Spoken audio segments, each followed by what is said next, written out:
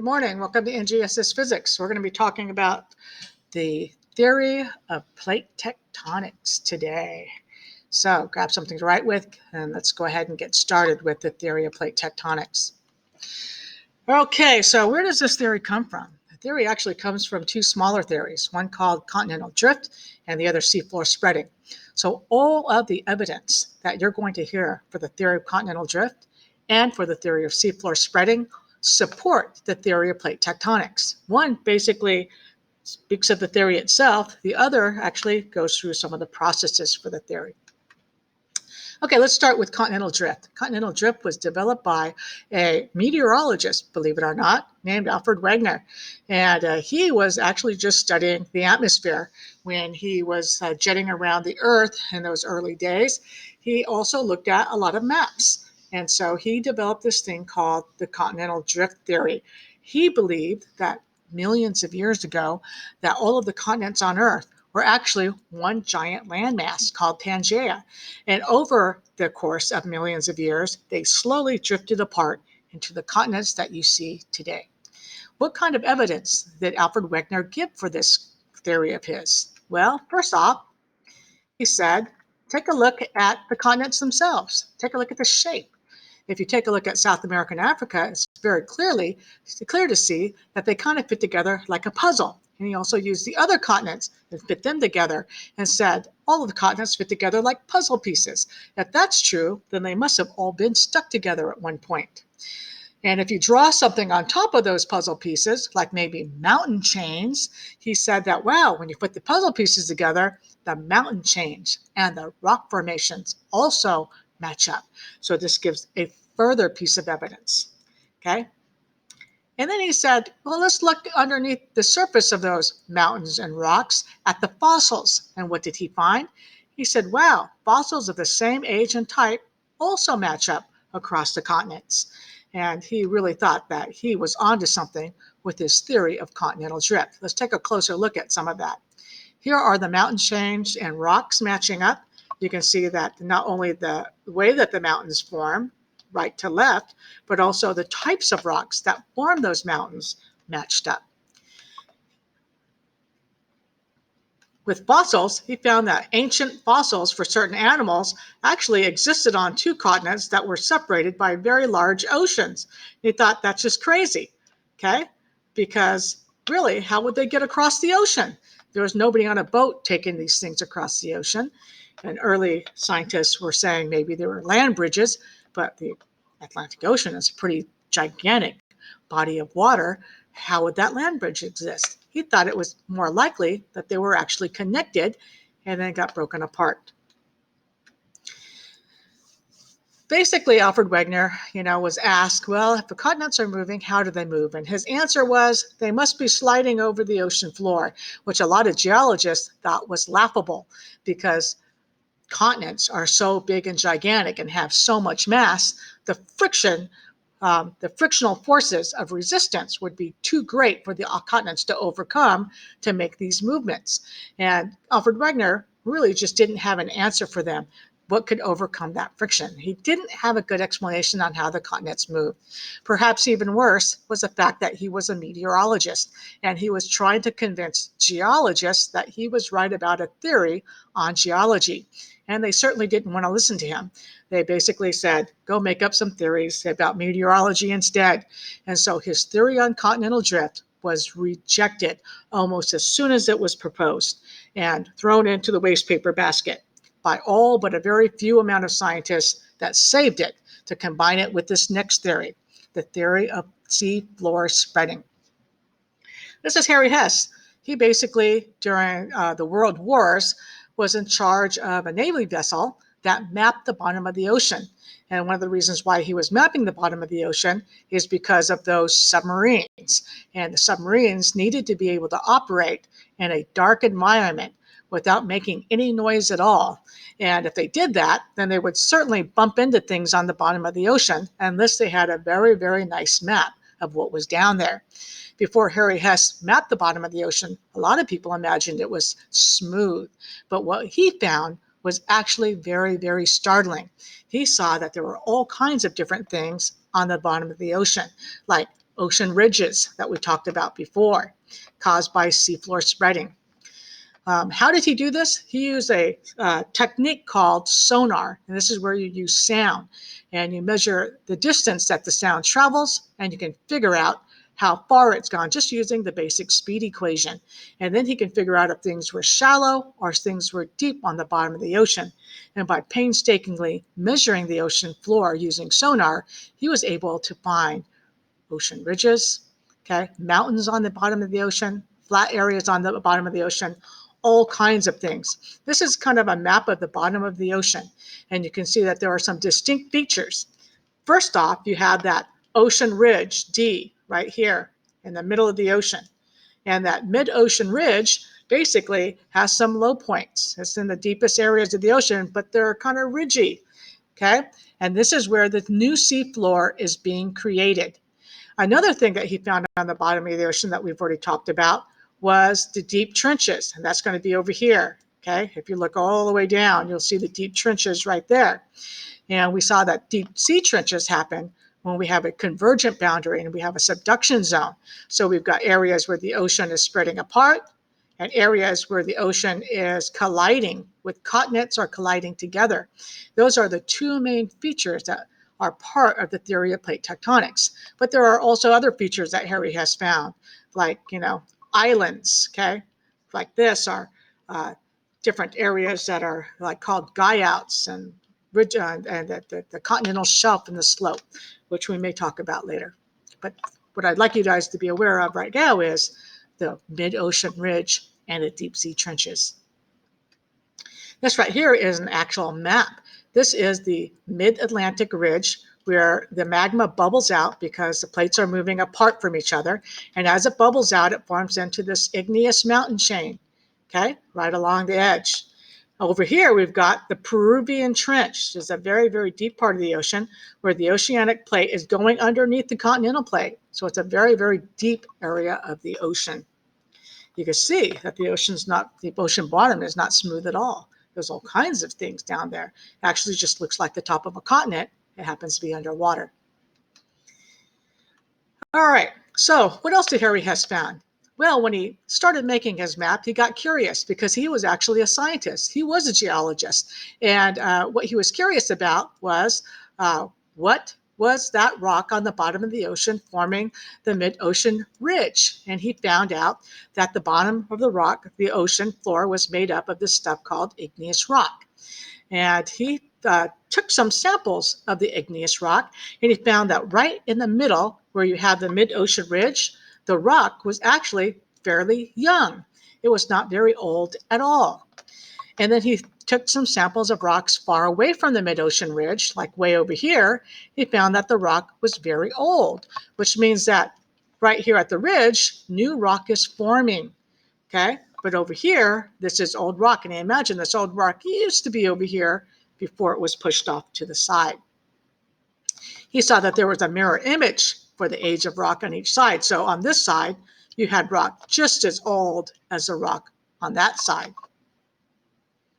Another thing, this is a nice little map. Take a look at this. This red area is very young rock. And take a look at where all the young rock is, right along the mid-ocean ridge, right there. Whereas this is very old, the bluer that you get. And right along the edge of the continents, you get the oldest rock in the ocean. So very new rock along the mid-ocean ridge, very old rock along the continents here when it comes to the Atlantic Ocean. Another thing was magnetic clues. At that point, being a Navy guy, he was obviously using compasses. He noticed that the rocks coming off the ocean floor, because they were magma type rocks made out of magmas that were rich in iron, they were magnetic. And he decided that, hey, I am going to see which way the magnetism is oriented in those rocks.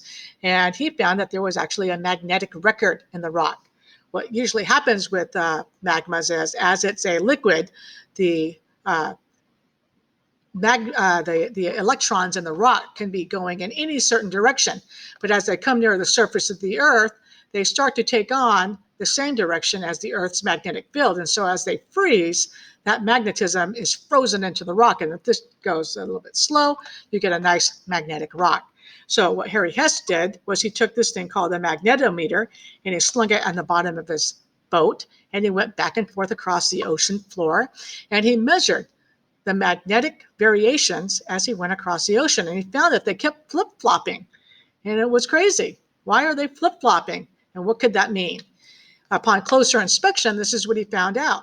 At the mid-ocean ridge, the magnetic variation of the rocks matched the Earth's magnetic field. But if you went a little bit further on either side, okay, you would see that the magnetism in the rocks was flip-flop. It was exactly the opposite of Earth's magnetic field. Even further, he found that there was an area on both sides of the mid-Atlantic ridge, okay, about equal distance away, in which it flip-flopped again, and now it matched the Earth's magnetic field. So this gave scientists two different things to think about. One, the Earth's magnetic field flip-flops every so often. Okay, they just do. And it was crazy that it flip-flopped, but it does. It flip-flops every so often.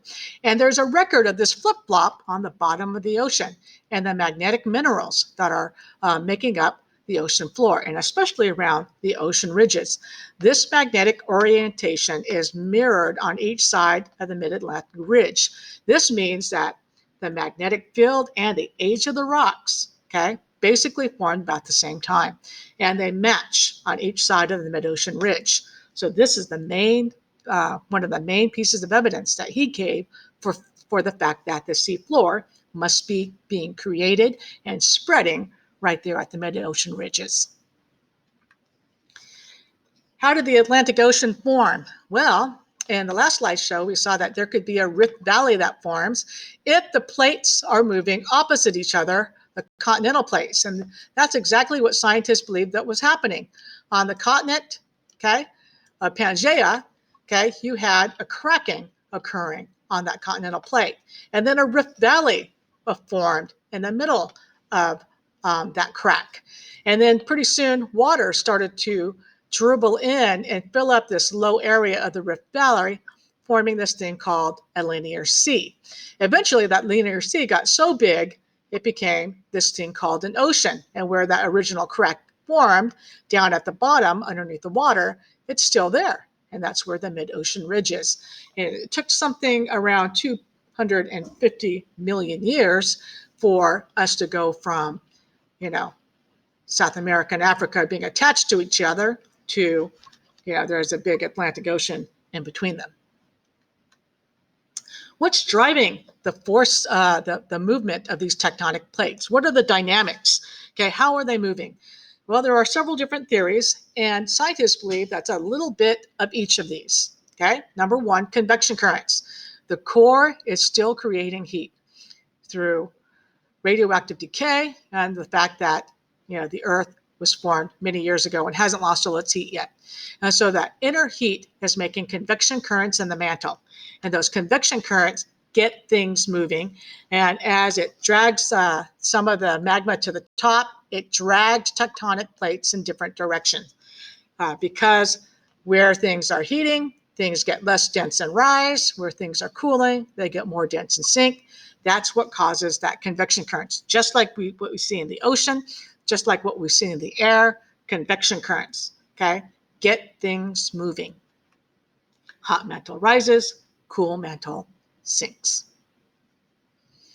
And as it skims across the lithospheric plate, it drags that plate along with it. The second thing is called ridge push. Right there is where our mid-Atlantic ridge is. And as more of that igneous rock starts to form, the pressure of that rock and the force of gravity as it slides down from high to low areas gets things moving, okay? It gets the momentum going. Obviously, we've got that convection current already moving things. With the added ridge push also moving things, it could speed up the movement of that tectonic plate in different directions. So ridge push is when gravitational forces cause a plate to move away from the crest of an ocean ridge, pushing things to the side. Some scientists really believe that slab pull is the biggest force. Now, slab pull happens when you've got subduction. And this is when that dense plate starts to slide underneath a plate that's not so dense. And at first, it doesn't slide very fast, but as it gets going, okay, slab pull occurs. And this is where high density oceanic crust is pushed downward. If you think about a surfboard or a kickboard on the water, think about being in the pool with a kickboard. Usually it's floating very nicely until you start to dip one side of your kickboard in. And as you dip that one side of the kickboard or surfboard underneath the surface, then the whole thing kind of slides under. That would be an example of slab pull. All three of these processes probably act together to get those tectonic plates to move.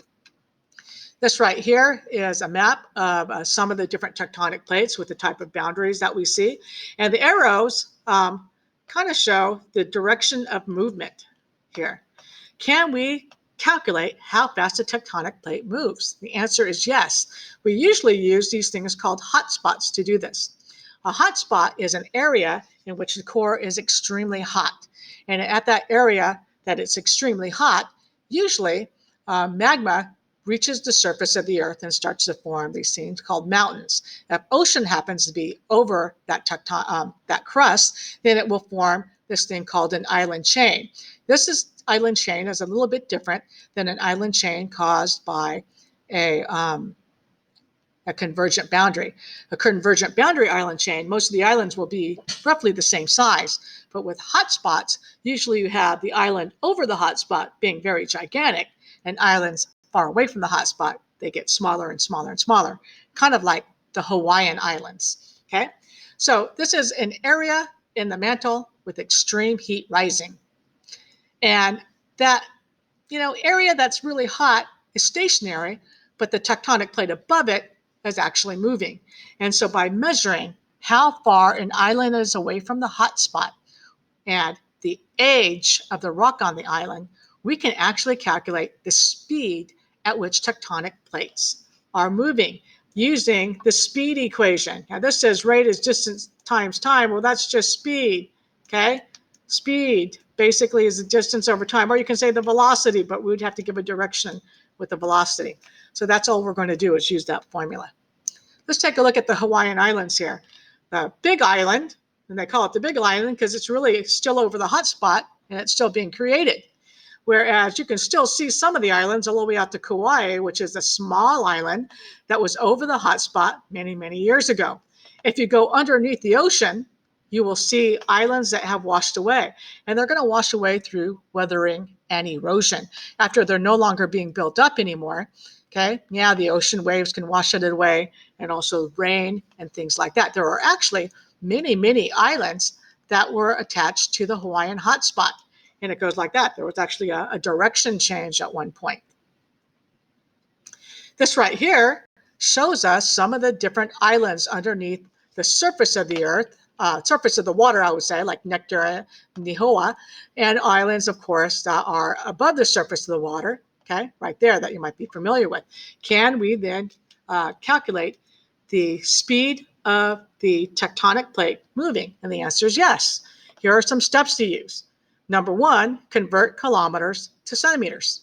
Okay, so here's the distance. Let's just pick Nihoa, okay, right here, this one right here, and we'll just say that it is right about 800 kilometers away from the hotspot. Okay, and then convert the age of the island into years. So here I'm going to say that probably right about 7 million years ago. So I'm going to use 800 kilometers, and I'm going to use 7 million years, okay, for my distance and my time to calculate the speed using the speed equation. So first off, how do we convert kilometers to centimeters? I'm going to show you the kilometer to centimeter thing right here. And we said it was 800 kilometers. Okay. Now, if I'm here at 800 kilometers and I want to go down my steps, notice that it's 1, 2, 3, 4, 5 steps, okay? 5 steps, and I'm moving to the right. So therefore, what I want to do is I want to move my decimal point to the right 5 steps. So 800 kilometers, I'm going to start my 800 over here. here's my decimal point. I want to move it 1, 2, 3, 4, 5. So that's how many centimeters I'm talking about right there. That's my distance. Now, if I go back to that handout here, I can see that the age of Naihoa is about 7 million years. So I'm going to convert that 7 million years into just plain old years. So I just add some zeros. Okay, and I have 7 million years, just like that. Okay, and this is going to be a division problem now. And I can see that I can cancel some stuff out. Speed is equal to the distance over time. And here's my distance in centimeters, and here's my time in years. And I can see that I can cancel out some of these, look at that. So basically, I can calculate this very easily by taking my centimeters divided by years. And all I have to do is take 80, divide by 7, and I get somewhere around 11.4 centimeters per year. So that's how fast the Pacific Plate is moving. Okay, so once again, basically take your distance down here at the bottom. Here is your time. Convert your distance into centimeter and your time into years to calculate the rate of movement in centimeters per year. Okay, we can also use GPS satellites today because we got those satellites out there in space, and they actually are measuring the movement of plates right now as we speak, and it can be very, very precise measurements. But guess what? They measure that speed just like I just measured the speed, and they can see that it's actually pretty accurate by looking at GPS satellites. Okay, so in conclusion, okay, what did we talk about today? We talked about the theory of plate tectonics. So a couple of things I want you to remember about the theory of plate tectonics, okay? They're based on two theories, continental drift and seafloor spreading, okay? There are pieces of evidence that support both continental drift and seafloor spreading, and all of those pieces of evidence support the theory of plate tectonics. The puzzle fit, the rocks and mountain matchup, fossil matchups, the mid-ocean ridges and trenches, things on the bottom of the ocean, the rock age variations, and magnetic record on the bottom of the ocean. All of those things are now going to support the theory of plate tectonics. How do those plates move? Okay, very simple, 3 different ways. Convection currents get things moving. Slab pull is probably the biggest force moving them, and wedge push. Thanks for listening. I'll catch up with you later.